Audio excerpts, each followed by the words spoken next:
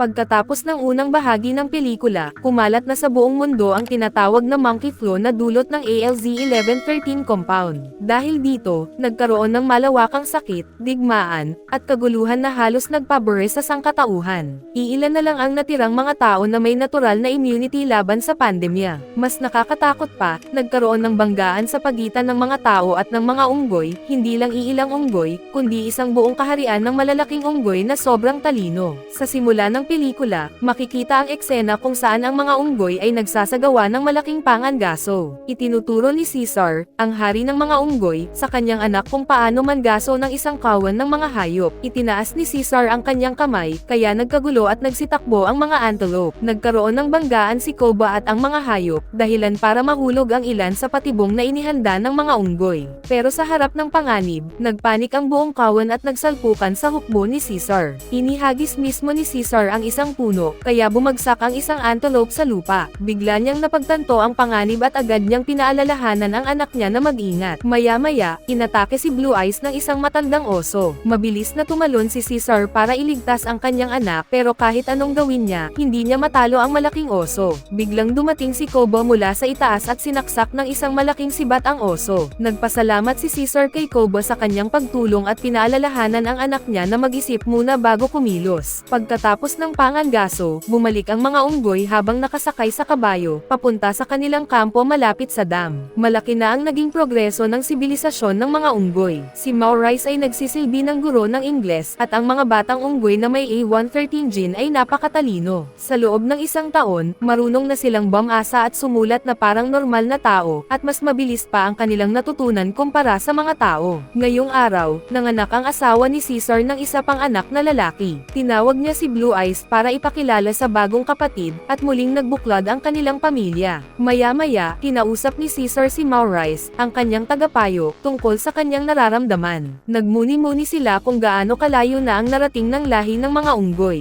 Sa kabila ng lahat ng progreso, inamin ni Caesar na paminsan-minsan iniisip pa rin niya ang mga tao, kahit halos wala nang natitira sa kanila. Habang nag-iikot sa gubat, biglang nakatagpo ni na Blue Eyes at Ash, anak ni Rocket na isa ring kilalang unggoy, ang isang tao. Sa takot, binaril ng tao si Ash at napatay ito. Nang marinig ang putok ng baril, dumating ang iba pang grupo para magbigay ng suporta. Naging tensyonado ang sitwasyon, lalo na nang makita ni Rocket ang kanyang anak na binaril. Tumayo si Caesar sa isang malaking bato at iniutos sa mga unggoy na manatiling kalmado. Nilapitan siya ni Malcolm, ang leader ng grupo ng mga tao, at ipinaliwanag na wala silang masamang intensyon. Dahil dito, ibinaba ng lahat ang kanilang mga armas. Sumigaw si Caesar at inutusan ang mga tao na umalis na agad. Sa takot, mabilis na tumakas ang grupo. Pagkaalis nila, inutusan ni Caesar si Koba, ang kanyang kanang kamay, na sundan ang bakas ng mga tao. Hindi alam ni Malcolm na ang pagkakamaling iyon ang magpapasimula ng isang malaking digmaan.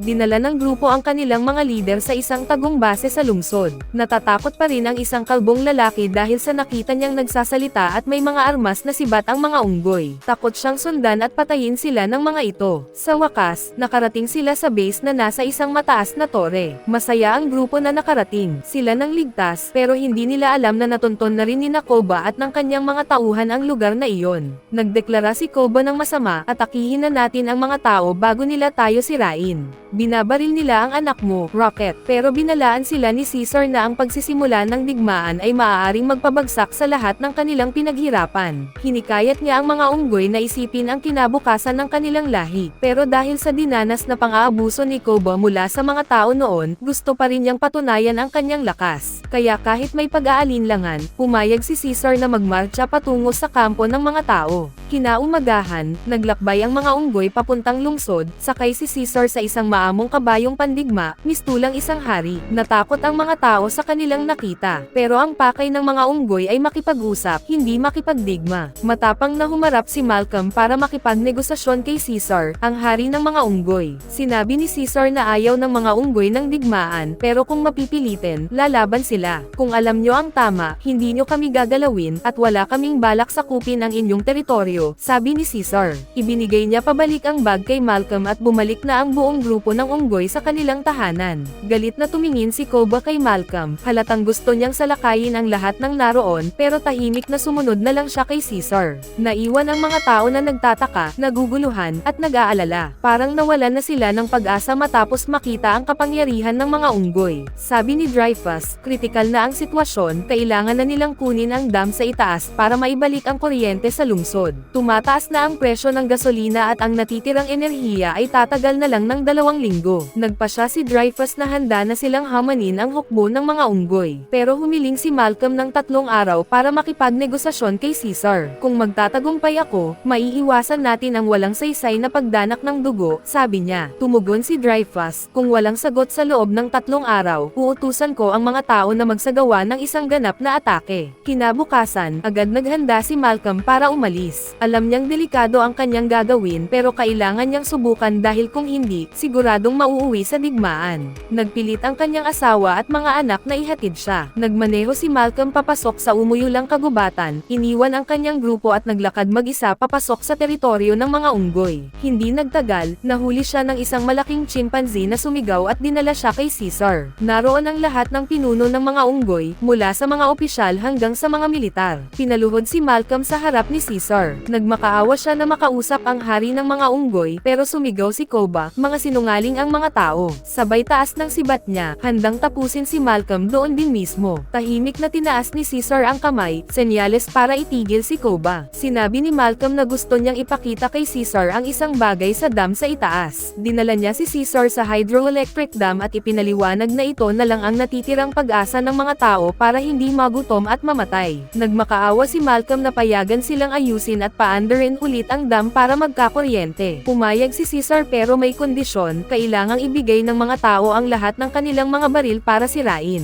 Kinagabihan, pagod na pagod si Ash sa pagbabasag ng mga baril. Nag-aalala si Koba na baka gamitin ng mga tao ang kuryente para maging mas mapanganib. Gusto niyang patayin na ang lahat ng tao habang mahina pa sila, pero sinabi ni Caesar na hindi dapat itulak sa bingit ang mga tao. Sumigaw si Koba, pinahirapan nila ako, pero tiningnan siya ni Caesar ng seryoso, kaya natakot si Koba at natahimik. Gayunman, nagsimula na si Koba na mag-isip ng pagtataksil. Sinabi ni Caesar sa kanyang anak na puno ng galit si Koba laban sa mga tao. Pero sa totoo lang, ganito rin ang takot ng mga tao kay Koba. Kinagabihan, may isang opisyal na nagsabing ang mga unggoy ay iba sa mga tao dahil mas marunong silang mag-adapt sa kapaligiran. Si Carver, yung bumaril kay Ash sa simula ng pelikula, ay naalala ang sakit na pumatay sa mga kamag-anak ni na Malcolm at Ellie. Kinabukasan, pinuntahan ni Maurice ang tent ng anak ni Malcolm. Nagtanong si Caesar kay Maurice kung nasaan si Koba dahil hindi ito nagpapakita. Samantala, palihim na nagmamanman si Koba sa mga tao at napansin niyang abala ang mga ito sa paghahanda ng mga armas. Dinala ni Koba ang kanyang mga pinagkakatiwalaang tauhan at pumasok sa imbakan ng bala, nagtatanong kung bakit ganoon kalaki ang inilalaan ng mga tao sa armas. Habang nagtataka si Koba, nahuli siya ng 2 sundalo. Nagkunwari siyang parang tanga at nagsimulang sumayaw sa harap ng mga sundalo. Nagtawanan ang dalawa at pinalayas lang si Koba. Samantala, nakapasok na ang grupo ni Malcolm sa hydroelectric dam pero naharap sila sa panibagong problema. Nang paputukin ang generator, bumagsak ang luma ng dam at natrap ang isa sa mga kasamahan nila. Nilimot ni Caesar ang galit at tumulong para mailigtas ang tao. Tumalon ang bunsong anak ni Caesar at nakipaglaro sa grupo ni na Malcolm. Napaka-cute niya kaya tuwang-tuwa ang lahat. Mukhang unti-unting nagkakaroon ng ugnayan ang mga tao at unggoy. Pero hindi alam ng bata ang gagawin kaya nagtakip siya ng baril sa bag.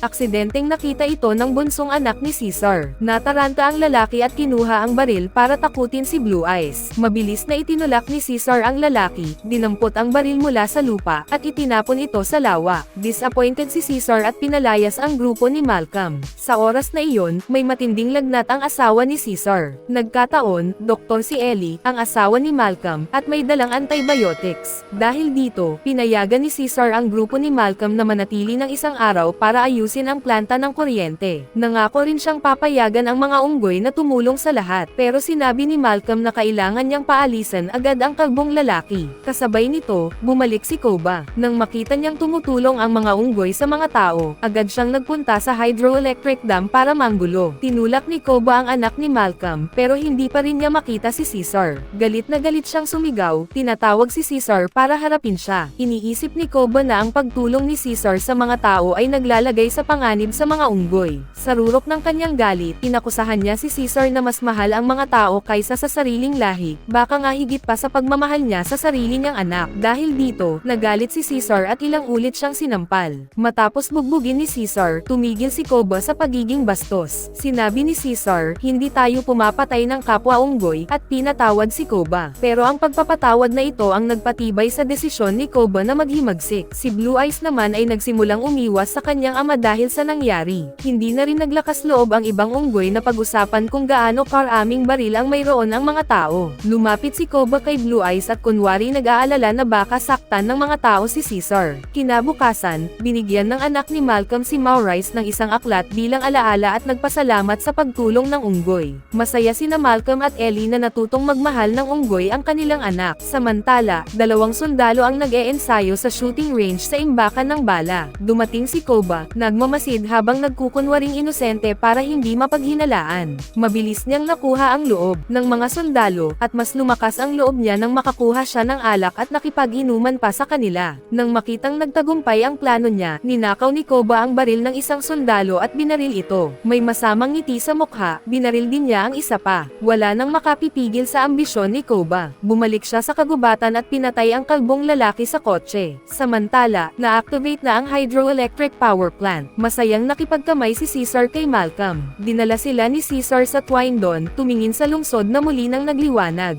Pero hindi pa sila nagtatagal sa kasiyahan, may paparating na sakuna. Palihim na sinunog ni Koba ang bahay ni Caesar, pagkatapos ay dinala ang baril at binaril si Caesar mula sa likod. Nagpanik ang mga unggoy. Pinulot ni Blue Eyes ang baril at dinala ito kay Koba. Tumayo si Koba at nagdeklara, ang mga tao ang pumatay kay Caesar. Sinunog nila ang bahay ng ating hari. Nakita ni Maurice ang lahat at palihim na tinulungan ang grupo ni Malcolm makatakas. Inudyukan ni Koba ang mga unggoy na lusubin ang mga tao para iganti ang kanilang hari. Halos perpekto na ang plano niya para agawin ang pamumuno. Inutusan niya ang mga tauhan na pamunuan ang hukbo ng mga unggoy para umatake sa base ng mga tao. Yamakap siya kay Blue Eyes at nangakong ipaghihiganti ang ama nito. Daan-daang unggoy ang sumugod patungo sa lungsod. Nakatago ang grupo ni Malcolm sa mga damuhan, swerte at nakaligtas. Sa kabilang banda, abala pa rin ang mga tao sa pagdiriwang ng pagkakaroon ng kuryente, di alam ang paparating na kapahamakan. Tinitingnan ni Dreyfus ang kanyang iPad, naaalala ang masasayang araw kasama ang pamilya bago sila kinuha ng salot ng mga unggoy. Sa labas, umatake na ang hukbo ni Koba. Matalino sila at agad nilang nakuha ang armory, binigyan ang bawat unggoy ng baril. Personal pang pinili ni Koba ang baril ni Blue Eyes para sa paghihiganti. Samantala, nagsibalikan ang mga gwardya para i-report kay Dreyfus na nahulog na ang ammunition depot. Mabilis na pinindot ni Dreyfus ang alarm at tinipon ang lahat ng mamamayan sa ikalawang imbakan ng armas para maghanda ng depensa. Kinuha niya ang megaphone at pinalakas ang loob ng lahat, handang lumaban hanggang kamatayan para protektahan ang natitirang sangkatauhan. Habang sumugod ang mga unggoy, wild silang nagpapaputok ng mga baril papunta sa depensa ng tao. Determinado si Dreyfus na hindi sumuko. Nagpatuloy ang matinding sagupaan. Punong-puno ng galit si Koba sa mga taong nagdisekta sa kanya noon. Wala siyang pakialam kahit dugo ng kapwa unggoy pa ang dumaan sa kanyang kamay, basta't makasulong lang para patayin ang mga tao. Lumaban tayo para mabuhay. Sigaw ni Koba habang pinapaabant ang hukbo. Sa itaas, patuloy na gumaganti ang mga sundalo. Bumagsak isa-isa ang mga hindi handang unggoy, nakahandusay sa lupa. Napagtanto ni Blue Eyes na tama ang kanyang ama, ang digmaan ay magdadala ng kapahamakan sa mga unggoy. Habang lumalala ang sitwasyon, tinulak ni Koba ang kasamang unggoy para maagaw ang kabayo. Sumakay siya, kinuha ang dalawang baril, at walang tigil na nagpaputok habang humaharurot papunta sa harapan parang isang bihasang mamamatay tao. Kahit may pagkapasaway si Koba, bahagya pa ring nirerespeto siya ng mga tao. Dahil dito, muling nabuhayan ng loob ang hukbo ng mga unggoy at muling sumugod sa labanan. Pero delikado ang sitwasyon. Kinuha ni Dreyfus ang isang malaking baril at pinasabog ang tangke ng gasolina. Naglikha ito ng pader ng apoy para hadlangan ang pagsugod ng mga unggoy. Hindi sumuko si Koba. Nagutos siya na ang mga unggoy ay umakyat sa mga cable ng kuryente para pasukin ang depensa ng mga tao. Dahil dito, nagulo ang depensa ng tao at nakalusot ang mga unggoy. Matapang na sumugod si Koba, nakasakay sa kanyang kabayo, dumaan sa apoy at nanguna sa pagsalakay. Akala nila ay mapuputol na ang depensa ng tao, nang biglang may malakas na putok. Lumingon si Koba at nakita ang isang tangke na sumusugod mula sa likod. Hindi niya inasahan ang katapangan ng tao sa ibabaw ng tangke, patuloy na nagpapaputok sa mga unggoy. Galit na galit si Koba, sumakay sa kanyang kabayo at tumalon papunta sa tangke, pinatay ang sundalong may hawak ng machine gun. Nakita niyang kapakipakinabang ang tangke kaya kinuha niya ito at ginamit para wasakin ang huling gate ng depensa. Nalusot Pinapasutan ng mga unggoy ang depensa at walang awa nilang pinatay ang mga inosenteng tao. Napilitang umatras si Dreyfus at ang kanyang mga sundalo para maghintay ng kontra-opensa. Sa loob lang ng isang oras, bumagsak ang huling depensa. Kinabukasan, bihag na ng mga unggoy ang mga tao habang patuloy ang pamamaslang ng hukbo ni Koba. Isang tao ang naglakas loob na lumaban, pero malas niya at si Koba pa ang nakasalubong niya. Hinablot ni Koba ang bakal na pamalo at inihagis ito kay Ash, pinapapatay ang tao. Tumutol si Ash, anak ni Rocket, at sinabing hindi ito ang nais ni Caesar. Walang sinabi si Koba, bagkus, binuhat niya si Ash at inihagis pababa sa hagdan. Doon niya tuluyang ipinakita na siya na ang bagong pinuno ng mga unggoy. Samantala, nagtatago si Malcolm at ang kanyang pamilya sa bundok. Natagpuan nila si Caesar na malubhang sugatan pero buhay pa. Dali-dali nila itong isinakay sa sasakyan para gamutin. Ipinahiwatig ni Caesar na si Koba ang may kagagawan ng lahat. Hindi nagtagal, nahuli ni Koba ang lahat ng tao at kinulong sila sa mga hola, parang mga hayop. Maging ang mga loyal kay Caesar ay ginapos din. Walang nagawa ang anak ni Caesar kundi mapanood ang lahat. Pinalihim ni Maurice kay Blue Eyes na magtago muna para sa kanyang kaligtasan. Habang ibinabalik ni Malcolm si Caesar sa kanyang lumang tahanan, tinuring niya itong kaibigan. Maingat niyang pinaupo si Caesar sa silya at natuklasan ang lumang litrato ni Caesar bilang isang batang unggoy. Kinailangan ni Ellie ng surgical equipment para iligtas si Caesar pero wala silang kagamitan. Nagdesisyon si Malcolm na isugal ang kanyang buhay para makapasok sa lungsod sa pamamagitan ng subway. Isa-isa niyang kinolekta ang mga kailangang gamit habang sa labas, naghuhuli at kinukulong ng mga unggoy ang mga tao. Napakadelikado ng sitwasyon, kapag nahuli siya, tiyak ang kamatayan. Nagtago si Malcolm pero naglapa na ang mga unggoy. Swerte siyang nakatakas, pero natuklasan siya ni Blue Eyes. Sa kabutihang palad, mabait si Blue Eyes gaya ng kanyang ama kaya nagkunwaring hindi siya nakita. Ibinunyag ni Malcolm kay Blue Eyes na buhay pa ang kanyang ama. Agad na sumama si Blue Eyes kay Malcolm.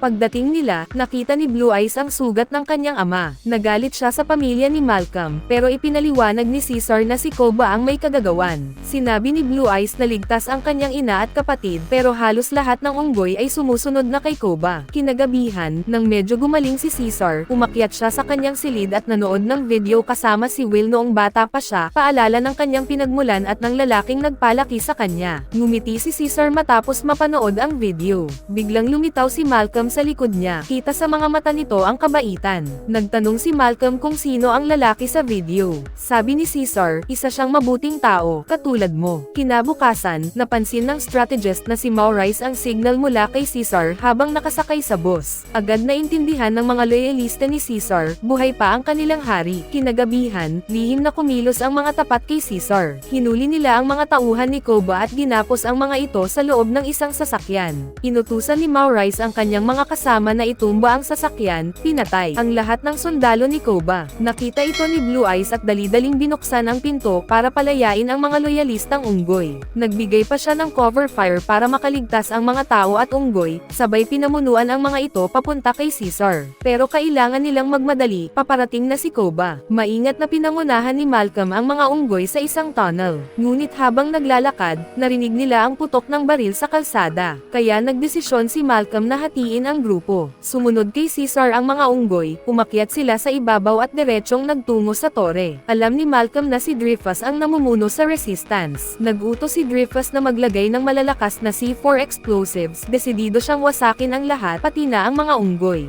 Hindi matanggap ni Malcolm ang ganitong kalupitan. Kaya tinutukan niya ng baril si Dreyfus. Iginiit na bigyan muna ng pagkakataon si Caesar. Sa tore, hirap na hirap pa ring umakyat si Caesar dahil sa sugat niya, pero nakita siya ng mga unggoy, nagtipon sila sa paligid ng kanilang hari. Si Koba, na nasa taas, napansin ang kakaiba, nakalapit na si Caesar. Dahan-daang naglakad ang Monkey King papalapit sa traidor. Sinabi ni Koba ang batas ng kanilang lahi, ang pinakamalakas ang dapat mamuno. Ibinaba niya ang baril at sumugod kay Caesar. Kahit sugatan, pinanatili ni Caesar ang dignidad niya bilang hari. Niyakap niya si Koba at itinapon ito pababa, dahilan para bumagsak ang scaffolding at masugatan si Koba sa tiyan. Pero tuso si Koba, kumuha siya ng bakal na pamalo at muling umatake. Pumulot naman si Caesar ng bakal na plate, ginawang panangga. Pero galit na galit si Koba, sinira ang shield ni Caesar. Sinubukan ni Caesar na kumbansihin si Koba na itigil na ang laban, pero lalo lang nagalit ang traidor. Wala nang magawa si Caesar kundi labanan siya. Bigla siyang sumugod, tinamaan ang sugat ni Koba, at nagkaroon ng upper hand. Nanginginig sa masakit si Koba at muling gumamit ng maruming taktika, sinipa niya pababa ang scaffolding. Sa gitna ng kaguluhan, nahulog si Caesar pero agad nakasabit gamit ang kadena. Samantala, si Dreyfus sa ibaba, tinanggap na ang kanyang kapalaran. Hinailan niya ang wire, pinindot ang detonator, at sumabog ang paligid, umakyat ang apoy, yumanig ang tore. Sa huling sandali, nakasabit si Caesar sa kadena at ligtas na nakapasok, pero malapit nang gumuho ang tore. Muling bumangon si Koba mula sa guho, habang tinutulungan ni Caesar ang mga sugatang kasama, lihim namang kinuha ni Koba ang baril. Ibinaba niya ang pamalo, pero biglang binunot ang baril at pinaputukan si Caesar. Tumakbo ang mga loyalista, sinagip si Caesar mula sa mga bala. Nag-init si Caesar, kumuha siya ng malaking bakal at itinapon kay Koba. Nagpaputok pa rin si Koba, desperado. Sa huli, sumugod si Caesar, tinulak si Koba palapit sa bingit. Nagmamakaawa si Koba, bawal pumatay ng kapwa unggoy, magbabago na ako, pero hindi na pinatawad ni Caesar ang mga kasalanan ng traidor. Binitiwan niya si Koba, at nahulog ito sa kamatayan. Nagutos si Caesar na umatras ang lahat ng unggoy mula sa gumuguhong tore. Sa ibaba, muling nagtagpo sina Caesar at Malcolm. Nagmamadaling sinabi ni Malcolm, "Caesar, kailangan ninyong umalis. Paparating na ang mga sundalo." Alam ni Caesar, matapos ang lahat ng nangyari, hindi na maiiwasan ang digmaan sa pagitan ng tao at unggoy. Pero bilang pinuno, handa siyang ipaglaban ang kanyang lahi hanggang sa dulo. Niyakap ni Caesar si Malcolm, at nangakong kung magkikita sila muli, magiging magkaibigan silang tunay. Bumalik si Caesar sa kanyang pamilya. Sa pagtatapos ng laban, lumuhad ang lahat ng unggoy sa harap ng kanilang hari, handa sa paparating na labanan. Dito nagtatapos ang kwento. Mag-subscribe na kung hindi ka pa nakasubscribe, pindutin na rin ang notification bell at like button para sa marami pang movie recap katulad nito, at mag-iwan ng comment down below. And as always, thank you for watching.